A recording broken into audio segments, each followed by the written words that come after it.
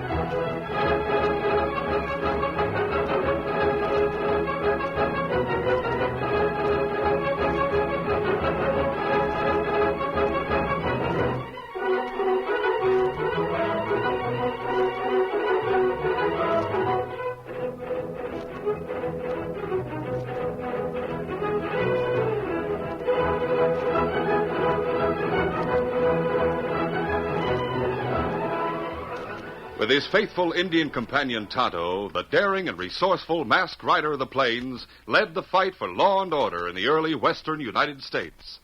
Nowhere in the pages of history can one find a greater champion of justice. Return with us now to those thrilling days of yesteryear.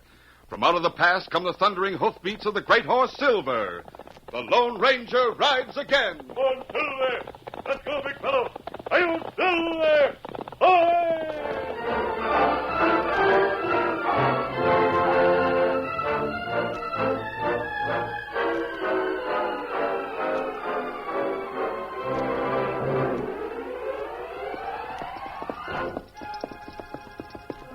The Lone Ranger and Tonto were surprised when they returned to the Green River Valley. 2 years before, the herds of old Steve Hagan had grazed along the grassy banks of the river. Now there were new cabins and garden patches. They drew up their horses to study the change. Oh, Silver. Scout. Hello, big fellow. Well, people move into valley since we hear, Kimasabi. Yes, Tonto. There must be more than a dozen cabins strung along the river. Me think this land belonged to Steve Hagan. Oh, no. He never owned it. He just used it as grazing land for his cattle.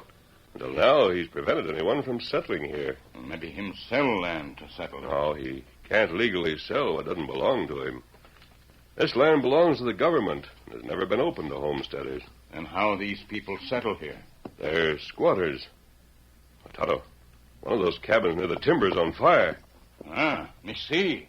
It burned fast. We'll help fight it. Let's go, Tonto. Come on, Silver. Up, Scout.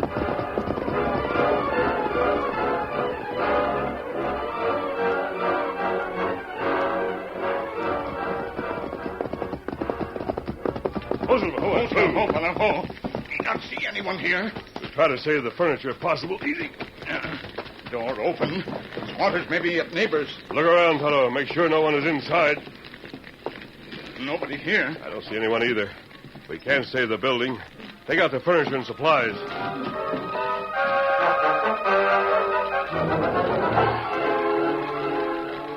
In the few minutes that followed, the Lone Ranger and Tonto removed most of the meager furnishings and kitchen supplies from the burning kitchen. They were nearly finished when a number of settlers approached. Look, Kimasabi. Many men ride here. Yes. Them carry rifles. They're angry, Tonto. They must think we set fire to the cabin. Where's my wife? Where is she? There was no one in the cabin when Tonto and I arrived. We search cabin. No one inside. My wife must be in there. I'm going in and find her. Oh, no, you're not. You'll be burned to death. The roof's due to fall now. Let me go. Calm down. I tell you, your wife is not inside. No one was inside. And where is she? I don't know. Tonto and I had just entered the valley when we saw the smoke. We rushed here to help.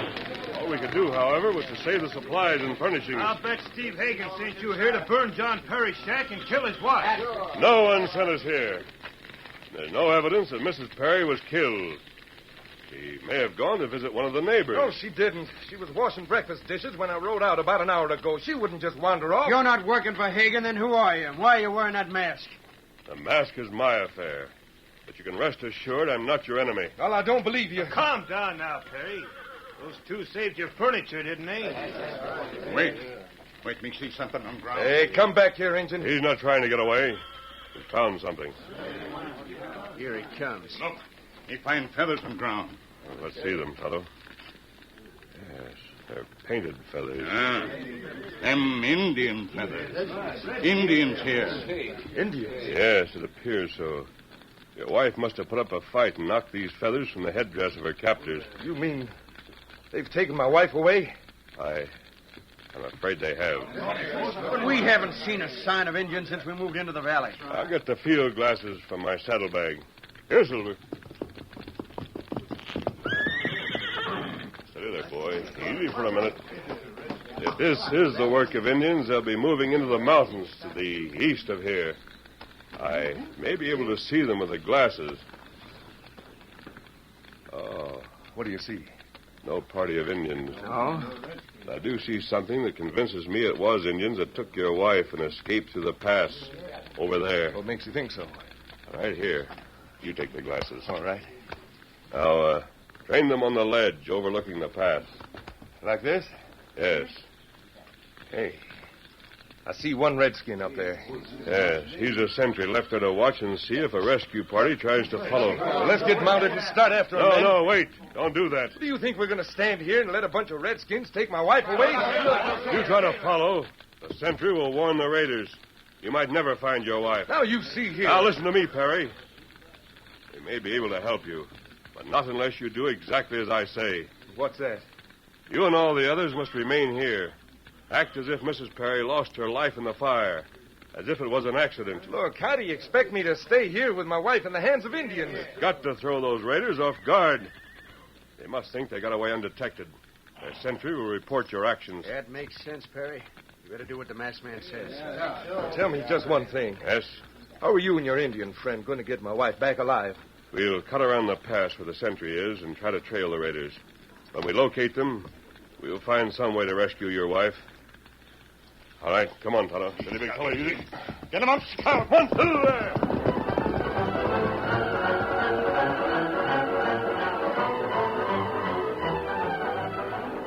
As hours passed without word from the masked man or the Indian, the squatters became more and more concerned for the safety of Mrs. Perry. When, shortly before sundown, the lone sentry on the faraway mountain pass disappeared, they decided to take action. We've been hoodwinked by that masked man. You're right about that, Perry. He's in cahoots with those redskins, and a lot of them are working for Hagan. That stuff about finding the feathers and blaming it on Indians, that was nothing but a trick to throw us off the track. That's what I'm beginning to think, too. Hagan's tried to run us off this ground ever since we moved in there. Well, I'm for having a showdown with Hagan right now. If my wife isn't there, we make him tell us where she is. And if we find the masked man there, we'll have a necktie party. All right, get mounted. We're riding to Steve Hagan's ranch house right now.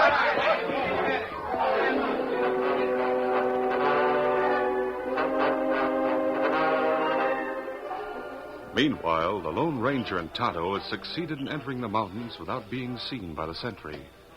They found the trail of the marauding Indians and followed it all afternoon. It was nightfall when they sighted the Indian camp. It plenty big war party. Yes, Tonto. We'll have to be careful. Now, you stay here, Kimasabi. Me, Indian. Maybe them not notice me. Me go, find out about woman. Very well, Tonto. I'll wait for you here. Me come back.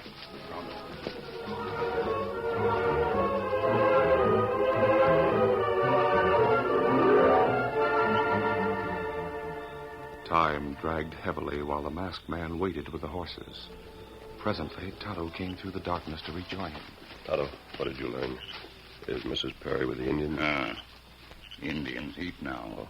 Them leave woman with one guard. Do you think you and I could rescue her without being discovered? Maybe better we go for help. There's no help nearer than Steve Hagan's ranch. He might get his range crew, but there'd be hardly enough men to fight this band of Indians. We'll try to rescue her ourselves. We leave horses here. Me show you way. All right, let's go.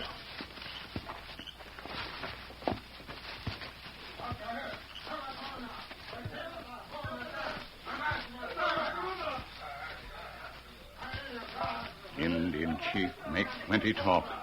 Me think them make trouble soon. Look, Kimasabi. You see woman and guard? Yes, I see them, Tonto. I think we can take that guard by surprise. You silence him, and I'll get Mrs. Perry back to our horses. Me do it. All right, you ready? Me ready. Then come on.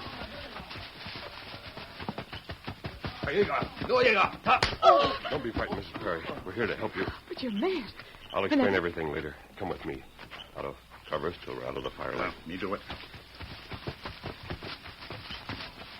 Where are you taking me? To our horses. We've got to hurry before the Indians discover what's happened. Who are you? And why are you with an Indian? There's no time to explain. All right, here are the horses. Down to the saddle with you. Up you go. Steady, Silver, easy. Where are you taking me? Back to your husband. He knows I've come for you. Oh, wait. Do you know a rancher named Steve Hagan? I know who he is. The Indians are planning to raid his ranch tonight. So that's it.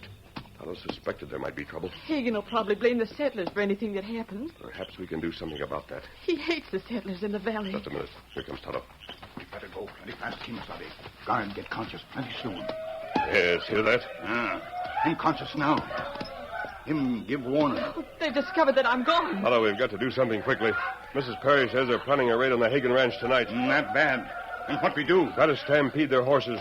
We can delay them in that way. As we ride into the picket line, use your gun, shoot into the air. Me ready. All right, come on, Silver. Come up, scout. There's the picket line. Ride right into it. Get him up, scout. Start shooting, Tonto.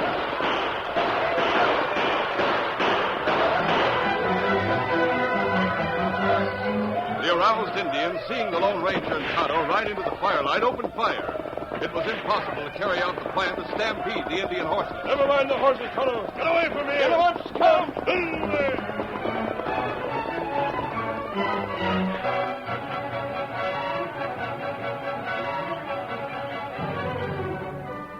After getting away from the Indians with Lucy Perry in the saddle, the Lone Ranger hurried to the settlement in the valley.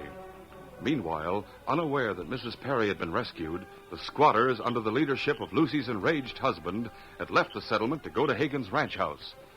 When the Lone Ranger with Tonto and the woman who had been rescued found that Perry and the other men had left the settlement, they too set out toward Hagan's ranch, hoping to warn the rancher of the Indian attack. Perry and his friends approached the ranch house. Just ahead. You can see the lights in the windows. Yeah, we'll have a showdown with him. You bet we will. Don't anyone start trouble till I give the word. I'll stop here and dismount. Easy, boy. Yeah, the front door's opening. Somebody's coming out with a lantern. It's Hagan himself. Must have heard us right up. Hello there. Who is it? Come on and find out, you old critter. Shut up. I said I'd do the talking here. Now I see who you are. Squatters, huh? This what brings you here? You don't know? I certainly don't, but I'm finding out right now. Speak up and be quick about it before I call my cowhands. Better not unless you want to start shooting. We've been in gunfights before. Now speak up. State your business and then get off my spread. Hagan, where's my wife? How do I know? Is that why you were here? Someone set fire to my house and made off with my wife. I don't know anything about it. You've been trying to get us out of the valley. You'll admit that. You bet I admit it. I'll not put up with a gang of squatters trying to live off my herds. Live off your herd. You know what I mean. Ever since you squatters moved into the valley, I've been losing cattle. Are you accusing us of stealing your cattle? I sure am. And I'll tell you something else. You'd better clear out of the valley in 24 hours, or I'll take steps to get you out. You already have taken steps. Yeah? We're giving you 1 hour to produce my wife. And if you don't, I'll put a bullet through you myself.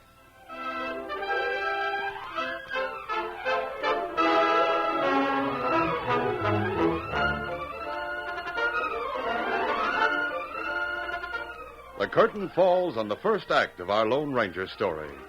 Before the next exciting scenes, please permit us to pause for just a few moments.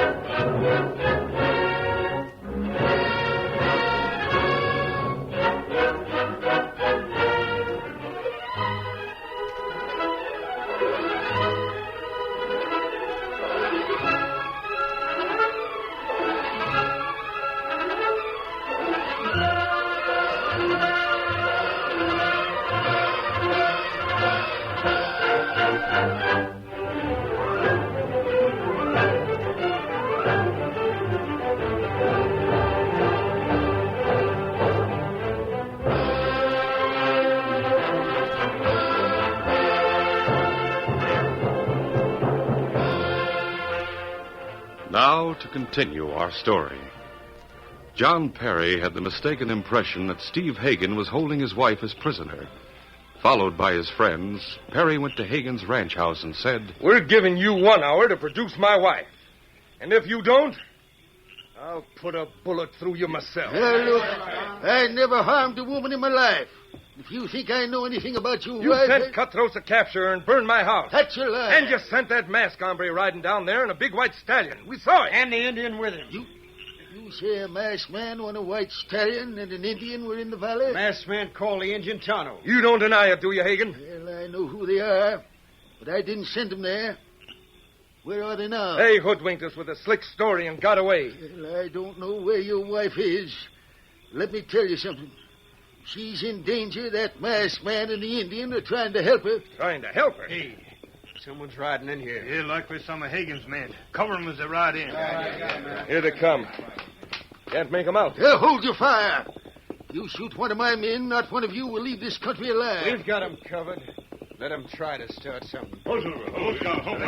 Masked man. The Indians with him. And my wife, she's with him, too. Keep him covered, men. Now, Hagan, you old liar, we got the goods on you, and I'm going to Get fix your it. hands off me. Stop it. Here comes Hagan's men. Get ready for trouble. I'll beat the truth out of you. No, you won't. John, stop it! I'll stop it, Mrs. Perry. Now, both of you listen to reason. Keep out of this, masked man. One move out of you and I'll shoot. John, let me explain. Now, Lucy, you let us men handle this. We know Hagan and the masked man are guilty. And that Indian, too. Listen to your wife, Perry. Don't be a fool. You start trouble here, someone will be killed. John, please listen. The masked man and the Indian rescued I me. told you. Rescue. Yes, from the Indians who captured me this morning. Why, Lucy, that's all a fake. If it isn't, why'd you bring you here? I can explain everything. Now, please listen. Lucy Perry told how she'd been captured by the Indians and was later rescued by the masked man and his Indian companion Tonto. As her husband and his friends listened, still skeptical. I was at home, building up a roaring fire to do the baking. The house was terrible warm, and I left the front door open. And an Indian came in. I didn't hear him. I don't know how long he'd been in the house watching me. But when I saw him, I was frightened. I guess I dropped the stick of wood I'd been holding. What do you want here? Who are you? He didn't answer me. He simply stood there until I hurried to the wall where we always kept a rifle. And the Indian must have guessed what I was after. He rushed forward and he grabbed me. I struggled, but he was terrible strong. He picked me up and carried me bodily through the front door where the other Indians were waiting. I was held there while two of those others went in. They opened the stove and they pulled out the burning logs. They threw clothing and paper on the logs, and soon the whole house was in flames.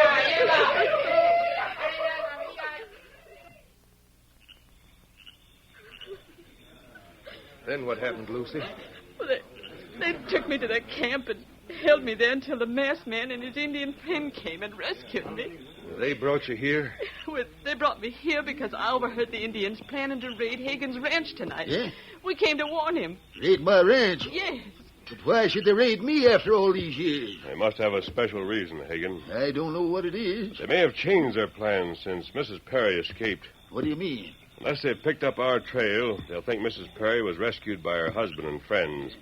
They may raid the settlers and wipe them out to prevent an attack for the abduction of Mrs. Perry. By attacking us? Yes. You've made a mistake, mister. And a big one. What do you mean by that, Perry? This whole thing is a trick to get us men out of the valley. So Hagan's hired redskins can go down there and murder our women and children. John, that's not true. The masked man and Tonto are our friends. Now, Lucy, I don't want another word out of you. That masked man has fooled you just like he did us. But he's fooled us for the last time. Yeah, let's string him up. Come on. Hey, listen. Indians. Then follow our trail. Now, Perry, you see the masked man told the truth. The varmints are shooting. Hagan, is all your range crew here? Yep, there they are. You here, boss. We're set for trouble. How many men have you, Perry? There's 15 of us. We may have enough men to beat off this attack, so we've got to stick together. My boys will stick with you. And John and the settlers will stick with you, too, won't you? All right, then spread out and start shooting. You take charge, Hagan. Come on, Tonto. Do what we do, Kemosabe. We have a special job to do, and a dangerous one.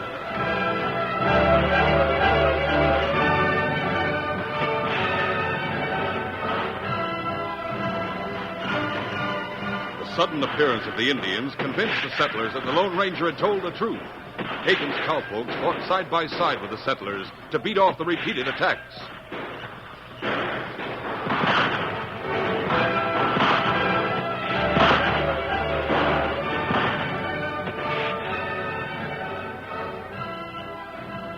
Meanwhile, the masked man and Tonto faded into the darkness, unobserved by either white or red men. Keep low to the ground, Tonto. You won't be seen or hit by stray bullets. Me do that. But why we leave Steve Hagan and settlers?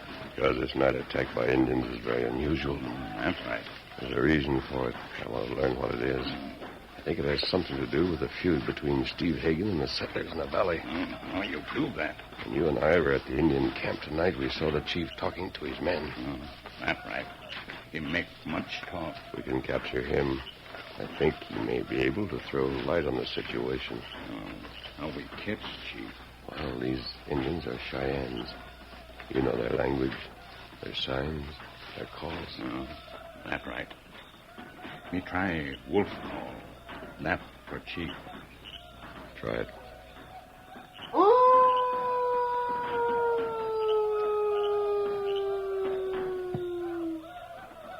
If Chief hear it, him may call too.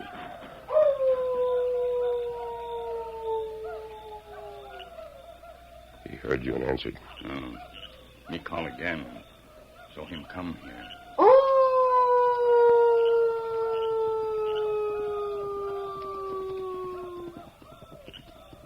I hear a horse coming this way. Must be the chief. Now you keep low to ground, Keepasali. Me stand up so him see me. Him not afraid me. All right, go ahead and stand up. I'll grab him when he stops. Oh, my God. He calls him more. I've got him, Tonto. Gagging before he sounds an alarm. He fix him so I'm not talking. There goes his horse. We've got to get him away from here quickly before we're discovered. Come on. Be ready.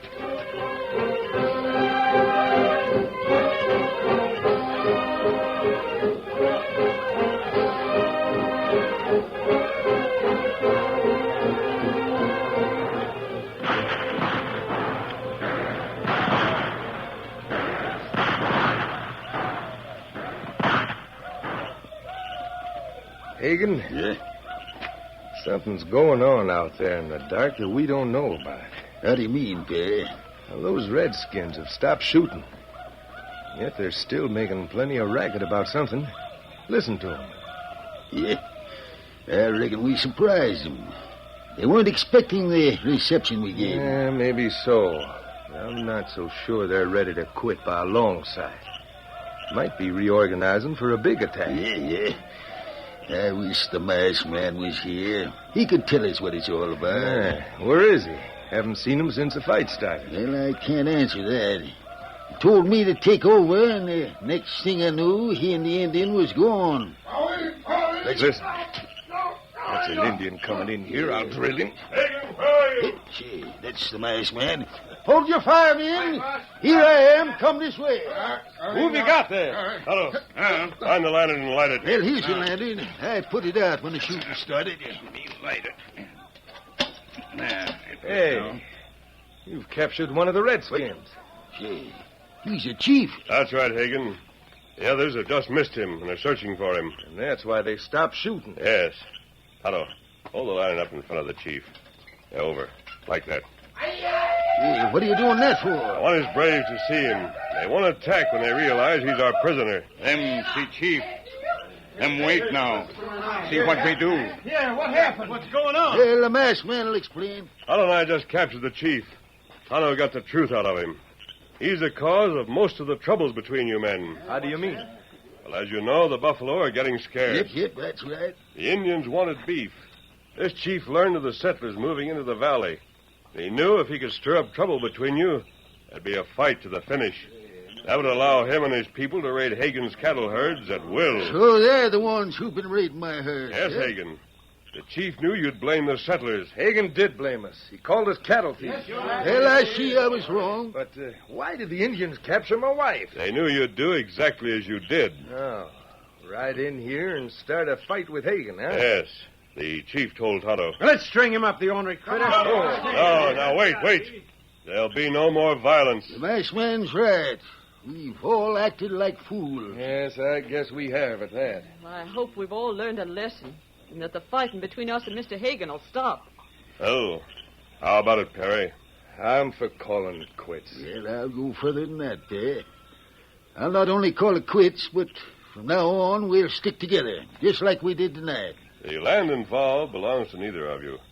But there's enough for all, providing you work together in peace. Well, mister, it's all well for the squatters and me to come to terms, but what about those redskins out yonder? Yeah, that's right.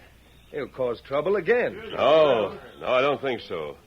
Tonto's gone to tell them their chief will be released as soon as they've returned to the reservation. I promised that much to the chief when he admitted what he'd done. All right, take charge of him, Hagan. Yep, I will. Now let him go tomorrow, but I'll see that he returns to the reservation. Good. Adios. Adios. One, two, there. Hagan, you seem to know a lot about that masked man. Just who is he? Yeah, all I can say is he's known as the Lone Ranger. Lone Ranger?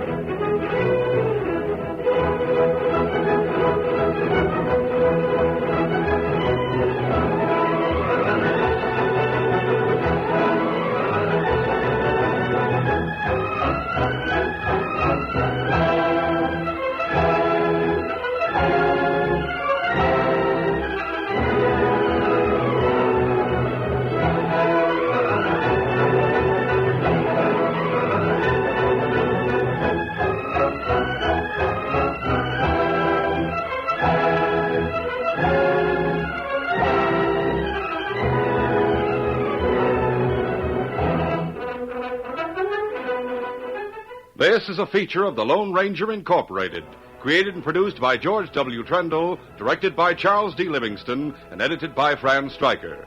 The part of the Lone Ranger is played by Brace Beamer.